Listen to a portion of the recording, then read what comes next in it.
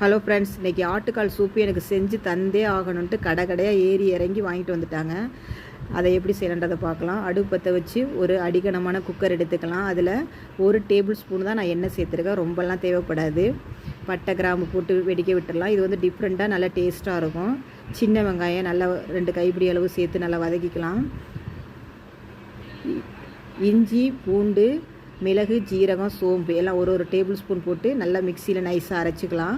2 பழுத்த தக்காளி அதையும் சேர்த்து நல்லா வதக்கி, குழம்பு மிளகாய்த்தூள் நான் 1 டேபிள் ஸ்பூன் போட்டிருக்கேன். இது வந்து ஆப்ஷனல் தான், வேணும்னா போட்டுக்கலாம், இல்லாட்டினா மிளகு ஜீரக காரமே போதும். நான் வந்து சாதத்துக்கு ஊற்றி சாப்பிட்ற மாதிரி தான் செஞ்சுருக்கேன் பாருங்கள். ஆட்டுக்கால் வந்து நல்லா சுத்தமாக கழுவி எடுத்துடணும். மஞ்சத்தூள் போட்டு நல்லா 4-5 டைம் நல்லா கழுவி எடுத்துடணும். அது நல்லா அடுப்பில் வாட்டி எடுத்ததுனால அந்த ஸ்மெல்லெல்லாம் போகிறதுக்கு நல்லா சுத்தம் பண்ணி கழுவி எடுத்துடணும். அதையும் நல்லா நம்ம அந்த வெங்காயம் தக்காளியோடய சேர்த்து நல்லா வதக்கிக்கணும். நல்லா வதக்க தான் டேஸ்ட் நல்லா சூப்பராக இருக்கும்.